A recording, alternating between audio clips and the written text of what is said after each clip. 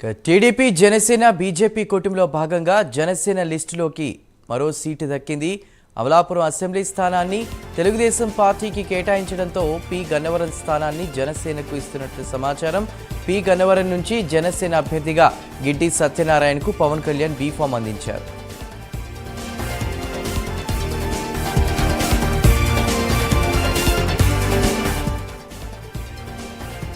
వచ్చే ఎన్నికల్లో ఏపీలో టీడీపీ బీజేపీ ఎన్డీఏ కూటమికి ఎన్ని సీట్లు వస్తాయో టీడీపీ అధినేత చంద్రబాబు నాయుడు జోస్యం చెప్పారు.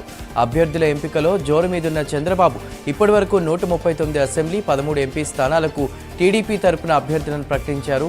ఇక వారందరితో కలిసి విజయవాడలో వర్క్షాప్ కూడా నిర్వహించారు. 160 అసెంబ్లీ స్థానాల్లో టీడీపీ బీజేపీ జనసేన కూటమి విజయకేతను ఎగరవేస్తుందని ధీమా వ్యక్తం చేశారు. పార్టీలకు అతీతంగా అందరూ కూటమి అభ్యర్థుల విజయానికి కృషి చేయాలని సూచించారు. ఎన్నికల ప్రక్రియకు వాలంటీర్లను దూరంగా ఉంచాలి. సీఈఓకు మాజీ ఎస్ఈసీ నిమ్మగడ్డ రమేష్ లేఖ కూడా రాశారు. ఎన్నికల ప్రక్రియకు పింఛన్ పంపిణీకి వాలంటీర్లను దూరంగా ఉంచాలని లేఖలో వెల్లడించారు. పింఛన్లు లబ్ధిదారుల బ్యాంకు ఖాతాలో వేయాలని, బ్యాంకు ఖాతా లేని వారు సచివాలయానికి వెళ్లి తీసుకునేలా చూడాలని కోరారు. అప్పుడే పింఛన్ పంపిణీలో వాలంటీర్ల పాత్ర ఉండదని సీఈఓకు గతంలోనే చెప్పినట్లు వెల్లడించారు. 3 పార్టీల మధ్య సమన్వయం అవసరమని, మనం చేసే యుద్ధంలో గెలిచి తీరాలని జనసేన పీఏసీ చైర్మన్ నాదెండ్ల మనోహర్ స్పష్టం చేశారు. అధికార పార్టీ మన మధ్య పొత్తు చెడగొట్టేందుకు ప్రయత్నించిందని మండిపడ్డారు. రాష్ట్ర సంక్షేమం, అభివృద్ధి దృష్ట్యా ఈ పొత్తు అవసరమని పేర్కొన్నారు. ప్రతిరోజు ఏదో ఒక అలజడి సృష్టించే ప్రయత్నం చేస్తున్నారని, చంద్రబాబు ఇచ్చిన స్ఫూర్తి, పవన్ ఇచ్చిన ధైర్యాన్ని ఆలంబనగా తీసుకుని పనిచేయాలని నాదెండ్ల సూచించారు. వైసీపీ ఇన్ఛార్జీలుగా వచ్చిన కొత్త అభ్యర్థులపై సిట్టింగులకు ఇంకా అలకపోలేదు. అలకలు, అసమ్మతుల మధ్య ఆ నియోజకవర్గాల్లో గెలుపు ప్రశ్నార్థకంగా మారింది. జగ్గంపేట, ప్రత్తిపాడు, పిఠాపురం, పి గన్నవరం నియోజకవర్గాల్లో వైసీపీకి అసమ్మతి రాగం మైనస్గా మారే అవకాశం ఉంది. పిఠాపురం తరహాలో సర్దుబాటుకు మిగతా సిట్టింగ్లు సపోర్ట్ చేయడం లేదు. అధిష్టానం బరిలోకి దిగినా సానుకూల వాతావరణం కనిపించడం లేదు. క్యాడర్ 2గా చీలిపోయి ఇతర పార్టీలోకి వెళుతున్నారు కొందరు నేతలు. హామీలు, వరాలు ఇచ్చినా ప్రచారానికి వచ్చేది లేదంటున్నారు సిట్టింగ్లు. సొంత పార్టీ నేతల వెన్నుపోటుతో విజయంపై వైసీపీ అభ్యర్థులు డైలమాలో ఉన్నారు. ఎలక్షన్ కోడ్ ఉల్లంఘనపై ఫిర్యాదు చేస్తే దాడులకు తెగబడతారా అని టీడీపీ అధినేత చంద్రబాబు నాయుడు వైసీపీ నేతలపై మండిపడ్డారు. కడప టీడీపీ నేత మాధవిరెడ్డిపై గన్నవరంలో వైసీపీ దాడిని ట్వీట్లో చంద్రబాబు ఖండించారు. సి విజిల్ యాప్ ద్వారా ఎన్నికల సంఘానికి ఫిర్యాదు చేసేందుకు మాధవిరెడ్డి ఫోటోలు తీస్తుంటే బెదిరించి దాడికి తెగబడిన వారిపై వెంటనే కేసు నమోదు చేయాలని డిమాండ్ చేశారు. కాకినాడ జిల్లా పిఠాపురం వైసీపీ ఎమ్మెల్యే అభ్యర్థి వంగా గీత ప్రచారాన్ని ఫ్లయింగ్ స్క్వాడ్ అడ్డుకున్నారు. పిఠాపురం నుంచి జనసేన తరపున పవన్ కళ్యాణ్ బరిలో ఉండడంతో వంగా గీత ముందుగానే అలర్ట్ అయ్యారు. నియోజకవర్గ వ్యాప్తంగా గత వారం రోజులుగా ముమ్మరంగా ప్రచారం చేస్తున్నారు. యథావిధిగా ఆమె పిఠాపురం పట్టణంలోని 2, 3, 4 మున్సిపల్ వార్డుల్లో పెద్ద ఎత్తున కార్యకర్తలతో ఇంటింటా ప్రచారం చేస్తుండగా అధికారులు అడ్డుకున్నారు. కడప జిల్లా ఒంటిమిట్టలో దారుణం జరిగింది. వైసీపీ నాయకులు తమ పొలాన్ని కబ్జా చేయడంతో ఫ్యామిలీ మొత్తం సూసైడ్ చేసుకున్నారు. తల్లి, కూతురు ఇంట్లో ఆత్మహత్య చేసుకోగా భర్త రైలు కింద పడి ఆత్మహత్య చేసుకున్నాడు. తమ పొలాన్ని వైసీపీ నేతలు కబ్జా చేశారని ఎన్నిసార్లు అధికారుల చుట్టూ తిరిగినా పట్టించుకోకపోవడంతో మనోవేదనకు గురైనట్లు తెలుస్తోంది. దాంతో కుటుంబం మొత్తం సూసైడ్ లెటర్ రాసి ఆత్మహత్య చేసుకున్నట్లు సమాచారం. వచ్చే నెలలో మేమంతా సిద్ధం సభలు నిర్వహిస్తున్నట్లు మంత్రి పెద్దిరెడ్డి రామచంద్రారెడ్డి తెలిపారు. ఈ సందర్భంగా మేమంతా సిద్ధం సభలకు సంబంధించినటువంటి పోస్టర్ను కూడా విడుదల చేశారు. సభల ఏర్పాట్లపై మంత్రి పెద్దిరెడ్డి సమన్వయ సమావేశాన్ని నిర్వహించారు. చిత్తూరు, తిరుపతి జిల్లాల్లో వచ్చే నెల 3, 4 తేదీల్లో కూడా వైఎస్ జగన్ మేమంతా సిద్ధం సభ ఉంటుందని తెలిపారు. చిత్తూరు లేక పూతలపట్టులో మరో సభ, నాయుడుపేట లేక శ్రీకాళహస్తిలో ఇంకో సభ నిర్వహించనున్నట్లు పెద్దిరెడ్డి తెలిపారు. రాష్ట్రంలో మొత్తం 21 సభలు నిర్వహిస్తామన్నారు. ఈ నెల 27న ప్రొద్దుటూరు, 28న నంద్యాల, 29న ఎమ్మిగనూరులో సమావేశాలు నిర్వహించనున్నట్లు పెద్దిరెడ్డి వెల్లడించారు. టీఆర్ఎస్ ఎమ్మెల్సీ కవిత ఈడీ కస్టడీని రౌజ్ అవెన్యూ కోర్టు పొడిగించింది. 3 రోజుల పాటు ఈడీ కస్టడీకి ఇస్తూ ఉత్తర్వులు జారీ చేసింది. మొదట 5 రోజుల పాటు కస్టడీకి ఇవ్వాలని ఈడీ అధికారులు కోరగా 3 రోజుల కస్టడీకి అంగీకరించినట్లు తెలుస్తోంది. బీఆర్ఎస్ ఎమ్మెల్సీ కవిత బంధువుల ఇళ్లలో ఈడీ అధికారులు సోదాలు నిర్వహిస్తున్నారు. కవిత భర్త అనిల్ బంధువుల ఇళ్లలోనూ అధికారులు తనిఖీలు చేస్తున్నారు. మాదాపూర్లోని కవిత ఆడపడుచు అఖిల నివాసంలో ఉదయం నుంచి సోదాలు చేస్తున్నారు. ఇప్పటికే కవిత ఈడీ అధికారుల కస్టడీలో ఉంది. వాటితో కస్టడీ ముగియనుండడంతో ఆమెను కోర్టు ముందు అధికారులు హాజరుపరచనున్నారు. దేశంలో సంచలనం సృష్టిస్తోన్న ఢిల్లీ లిక్కర్ స్కామ్ కేసుపై కేంద్ర మంత్రి బీజేపీ చీఫ్ కిషన్ రెడ్డి సంచలన వ్యాఖ్యలు చేశారు. హైదరాబాద్ నాంపల్లిలోని బీజేపీ రాష్ట్ర కార్యాలయంలో ఆయన ఇవాళ మీడియాతో మాట్లాడారు. ఢిల్లీ లిక్కర్ స్కామ్ కేసులో కవిత అరెస్టుకు తెలంగాణకు సంబంధమే లేదని, లిక్కర్ కేసులో ఆమె పాత్ర ఉంది కాబట్టి ఈడీ అరెస్ట్ చేసిందని స్పష్టం చేశారు. కవితను దృష్టిలో పెట్టుకుని ఢిల్లీ లిక్కర్ స్కామ్ కేసు విచారణ జరగలేదని, ఆప్ ప్రభుత్వంలోని అధికారులు ఇచ్చిన ఫిర్యాదు మేరకు కేంద్ర దర్యాప్తు సంస్థలు విచారణ చేశాయని తెలిపారు. తెలంగాణలో దోచుకున్నట్లే ఢిల్లీలోనూ దోపిడీకి ప్రయత్నించారని ఆరోపించారు. లిక్కర్ స్కామ్ కేసులో కూతుర్ని అరెస్ట్ చేస్తే స్పందించిన కేసీఆర్ ఢిల్లీ సీఎం కేజ్రీవాల్ను అరెస్ట్ చేస్తే ఎందుకు రియాక్ట్ అయ్యారని ప్రశ్నించారు.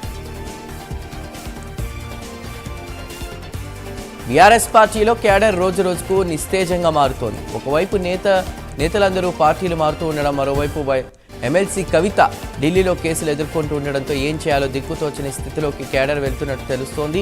జీహెచ్ఎంసీలో సైతం కార్పొరేట్ల హస్తం వైపు చూస్తున్నారు. మరోవైపు పార్టీ అధినేత ఎర్రవెల్లి ఫామ్ హౌస్కే పరిమితం కావడం పార్టీ శ్రేణుల్లో నిరాశను కలిగిస్తోంది. ఇక వారం రోజులు ఢిల్లీలో ఉన్న కేటీఆర్ హైదరాబాద్కు తిరిగి వచ్చిన దగ్గర నుంచి యాక్టివ్గా లేకపోవడం సైతం క్యాడర్ను కన్ఫ్యూజన్లో పడేసింది. పాలకుర్తి కాంగ్రెస్లో కలకలం రేపుతోంది. పాలకుర్తి ఎమ్మెల్యే యశస్విని రెడ్డి అత్త ఝాన్సీ రెడ్డి పెత్తనం ఎక్కువవుతోందని కాంగ్రెస్ శ్రేణులు విమర్శిస్తున్నారు. ఓ ఎమ్మెల్యే మీ అత్త మాకొద్దు అంటూ మండిపడుతున్నారు. పేరుకే యశస్విని రెడ్డి ఎమ్మెల్యే, పెత్తనం మాత్రం ఆమె అత్త ఝాన్సీ రెడ్డిదే అంటూ ఆరోపిస్తున్నారు. దేవరుప్పల మండల పార్టీ అధ్యక్షుడు కృష్ణమూర్తి తొలగింపుతో గాంధీ భవన్ ముందు నిరసనకు దిగారు కాంగ్రెస్ శ్రేణులు. బీఆర్ఎస్ పార్టీకి నేతలు వరుస షాక్లు ఇస్తున్నారు. ఇవాళ హైదరాబాద్ మేయర్ గద్వాల విజయలక్ష్మి బీఆర్ఎస్ పార్టీని వీడి కాంగ్రెస్ గూటికి చేరారు. మేయర్తో పాటు మరో 10 మంది బీఆర్ఎస్ కార్పొరేటర్లు హస్తం గూటికి చేరే అవకాశం ఉంది. దాంతో జీహెచ్ఎంసీ కౌన్సిల్లో కాంగ్రెస్ పార్టీ కార్పొరేటర్ల సంఖ్య ఆ మేరకు పెరగనుంది. సీఎం రేవంత్ రెడ్డి స్వయంగా పార్టీ కండువా కప్పి కార్పొరేటర్లతో పాటు మేయర్ను పార్టీలోకి ఆహ్వానించనున్నారు. రేపు హైదరాబాద్లో బీజేపీ కీలక సమావేశం జరగబోతోంది. సునీల్ బన్సల్, తరుణ్ చుగ్ నేతృత్వంలోని ఉదయం 11 గంటలకు బీజేపీ రాష్ట్ర కార్యాలయంలో రాష్ట్ర నేతలతో పాటు జిల్లాల అధ్యక్షులు, ఇన్ఛార్జీలు పాల్గొని వివిధ కీలక అంశాలపై చర్చించనున్నారు.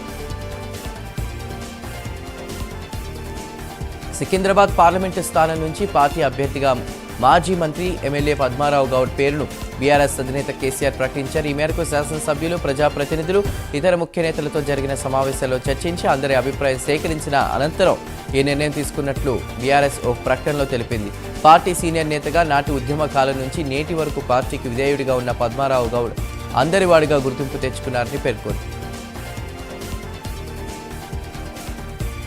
హైదరాబాద్ శివారులో మరో డ్రగ్స్ రాకెట్ను అధికారులు గుట్టురట్టు చేశారు.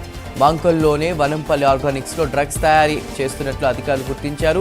2.5 కిలోల డ్రగ్స్ను స్వాధీనం చేసుకున్నట్లు తెలుస్తోంది. అంతేకాదు ఐడీఏ బొలారం పరిధిలోని మరో కంపెనీ పైన అధికారులు దాడులు చేశారు. అక్కడ సుమారు 3 కిలోల డ్రగ్స్ స్వాధీనం చేసుకున్నట్లు తెలుస్తోంది.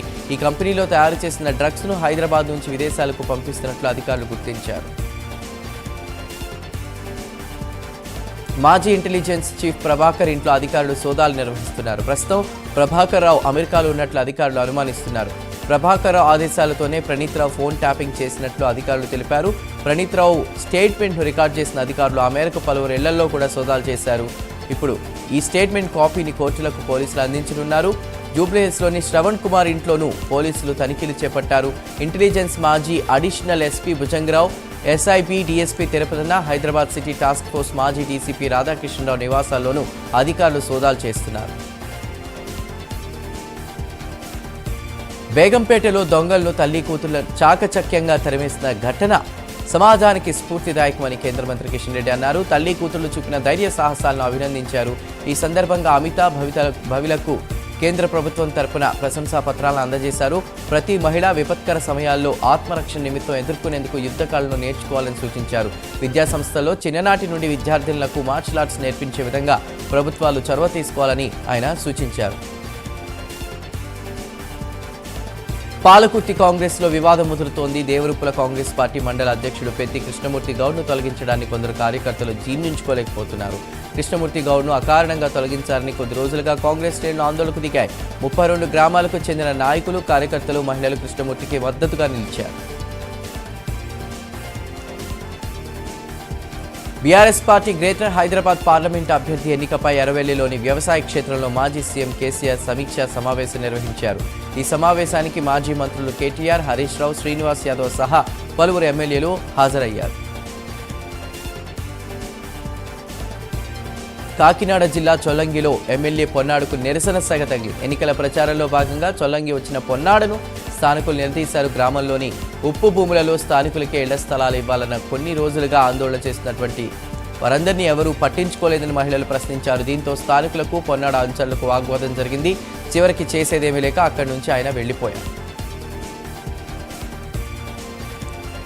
కారు దగ్ధం కేసులో 2 వ్యక్తుల్ని అరెస్ట్ చేసినట్లు మాచర్ల సీఐ శరత్ బాబు తెలిపారు. మాచర్ల పట్టణంలోని టీడీపీ కార్యకర్త సురేష్ బాబు కారును గత వారం గుర్తు తెలియని వ్యక్తులు దగ్ధం చేశారు. వీర్ల సురేష్ ఇచ్చిన ఫిర్యాదు మేరకు పోలీసులు దర్యాప్తు చేశారు. సీసీ కెమెరాలో ఫుటేజీని పరిశీలించారు. మణికంఠ, చల్లా ప్రసాద్, బత్తుల వెంకటేశ్వర్లు సురేష్ కారును దగ్ధం చేసినట్లు పోలీసులు తెలిపారు. పాత కక్షల కారణంగానే వీర్ల సురేష్ కారును తగలబెట్టినట్లు తెలిపారు. ఈ కేసులో 2 అరెస్ట్ చేసినట్లు సీఐ తెలిపారు. వారిని మాచర్ల కోర్టులో హాజరుపరుస్తా ఉన్నారు. ఎంపీ మాగుంట తనయుడు రాఘవరెడ్డి టీడీపీ ఎమ్మెల్యే అభ్యర్థి కందుల నారాయణ రెడ్డి సమక్షంలో మార్కాపురం మండలం పెద్దనాగులవరం గ్రామానికి చెందిన 75 కుటుంబాలు టీడీపీలో చేరాయి. వారందరికీ టీడీపీ కండువా కప్పి రాఘవరెడ్డి సాధారణంగా పార్టీలోకి ఆహ్వానించారు. ఈ సందర్భంగా అభ్యర్థి కందుల నారాయణ రెడ్డి మాట్లాడుతూ మాగుంట రాఘవరెడ్డి రాకతో మార్కాపురం పులకించిపోయిందన్నారు. వైసీపీ అరాచక పాలన, దోపిడీ, దుర్మార్గాలను భరించలేక విసుగు చెందిన వైసీపీ నాయకులు, కార్యకర్తలు టీడీపీలోకి వస్తున్నారని చెప్పారు. మార్కాపురంలో టీడీపీ గెలుపు ఖాయమన్నారు. జనసేన, టీడీపీ, బీజేపీ మధ్య ఓటు బదిలీ 100% జరిగి తీరుతుందని జనసేన పార్టీ ప్రధాన కార్యదర్శి నాగబాబు అన్నారు. వ్యతిరేక ఓట్లు చీలనివ్వమన్నారు. ఏపీ ప్రయోజనాల కోసం పొత్తు కుదర్చడానికి వైసీపీ విముక్త ఆంధ్రప్రదేశ్ నిర్మాణం కోసం జనసేన అధ్యక్షుడు పవన్ కళ్యాణ్ ఎన్నో ఎత్తులు వేశారని, వారి కృషి శ్లాఘనీయమని నాగబాబు అభినందించారు. మంగళగిరిలోని జనసేన కేంద్ర కార్యాలయంలో వారం రోజులుగా 1000 మందికి పైగా కార్యకర్తలతో నాగబాబు ముఖాముఖి మాట్లాడినట్టు చెప్పారు. కార్యకర్తలంతా ముక్త కంఠంతో జనసేనాని పవన్ కళ్యాణ్ నిర్ణయాన్ని శిరసావహిస్తామని, కూటమి అభ్యర్థులను గెలిపించుకుంటామని చెప్పారని నాగబాబు తెలిపారు. విజయవాడ పశ్చిమ సీటు తనకే ఇవ్వాలని జనసేన నేత పోతిన మహేష్ కోరారు. పార్టీ కోసం ఎంతో కష్టపడ్డానని, వైసీపీ ప్రభుత్వానికి వ్యతిరేకంగా ఎన్నో పోరాటాలు చేశారని గుర్తు చేశారు. స్థానిక సంస్థ ఎన్నికల్లో 11 చోట్ల గట్టి ఓట్లు సాధించామన్నారు. తనకు సీటు ఇవ్వడంలో న్యాయం, ధర్మం ఉందని, పవన్పై సంపూర్ణ విశ్వాసం ఉందన్నారు. తప్పకుండా విజయవాడ పశ్చిమ సీటు తనకే ఇస్తారని ఆశిస్తున్నామన్నారు. ఉమ్మడి నెల్లూరు జిల్లాలో వరుస దొంగతనాలు చేస్తూ జనాలను భయపెడుతున్న దొంగను పోలీసులు పట్టుకున్నారు. అతని వద్ద నుండి 66 గ్రాముల బంగారం, 250 గ్రాముల వెండి స్వాధీనం చేసుకున్నామని సీఐ శ్రీనివాస్ రెడ్డి తెలిపారు. నిందితుడు 15 సంవత్సరాల నుంచి దొంగతనం చేస్తున్నారని ఆయన తెలిపారు. దొంగను పట్టుకోవడానికి చాకచక్యంగా వ్యవహరించిన పోలీస్ సిబ్బందిని ఈ మేరకు అభినందించారు.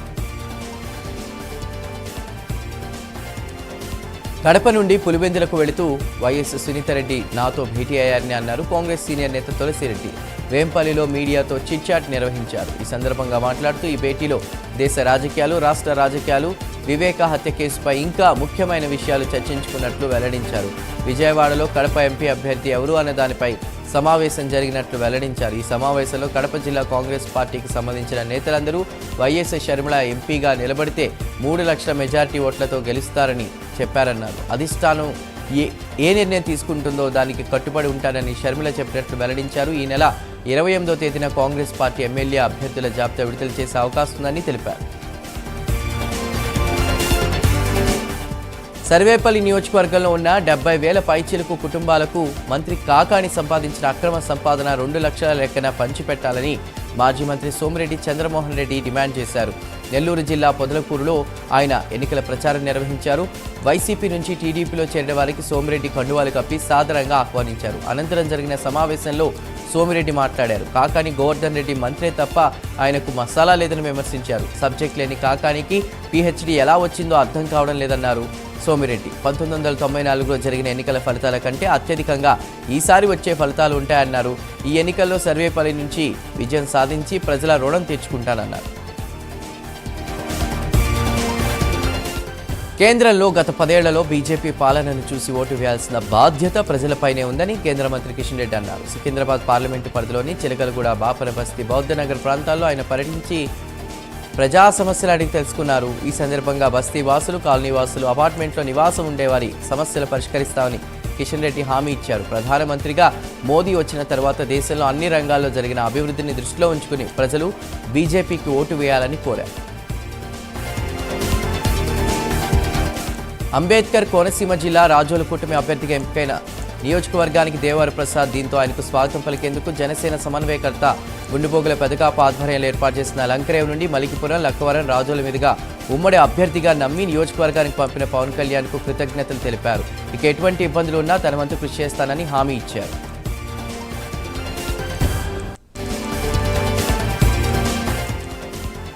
మహబూబాబాద్ జిల్లా నెల్లికుదురు మండలంలోని శ్రీరామగిరి శివారు వెంకటపురంలో చోటు చేసుకుందో ఘటన. గ్రామానికి చెందిన ఆకుల మురళి సిద్దిపేటకు కక్కెలపాడు గ్రామానికి చెందిన లావణ్యతో వివాహం జరిగింది. కొంతకాలంగా మరో వివాహేతర సంబంధం కొనసాగిస్తున్నాడని లావణ్య అవమానిస్తుందని, ఈ కారణంగా తరచూ వివాదాలు జరుగుతున్నాయని కూతురును ముందుగా మంచినీటి బావిలోకి నెట్టి తర్వాత తాను దూకింది.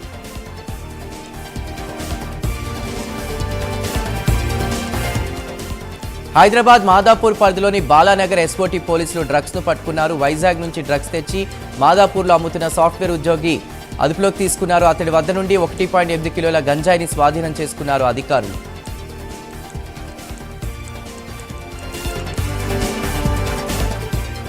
రాబోయే పార్లమెంట్ ఎన్నికల్లో ఎలాంటి అవాంఛనీయ ఘటనలు జరగకుండా ఉండేందుకు ఈ కవాతును నిర్వహించామన్నారు. ప్రజలు శాంతియుతంగా, సామరస్యంగా వచ్చిన వారికి ఓటు వేసే విధంగా అడిషనల్ ఎస్పీ చెన్నై తెలిపారు. ప్రతి ఒక్కరూ ఓటు హక్కు వినియోగించుకోవాలని కోరారు.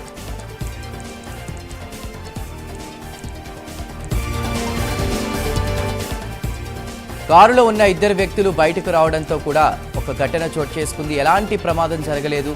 సమాచారం అందుకున్న అగ్నిమాపక సిబ్బంది మంటలను చల్లార్చారు.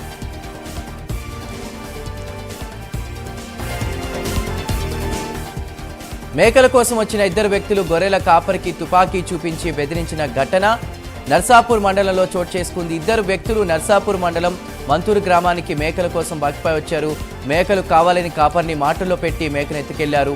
ఇక గ్రామానికి తీసుకొస్తుండగా చింతలకుంట గేట్ సమీపంలోకి రాగానే అపరిచితులు తుపాకీతో సాయి ప్రణయ్ గౌడ్ను బెదిరించారు. మరో యువకుడు అపరిచితులను వెంబడించి పట్టుకుని పోలీసులకు అప్పగించారు. వారిద్దరూ షాపూర్ నగర్ వాస్తవ్యులుగా పోలీసులు గుర్తించారు.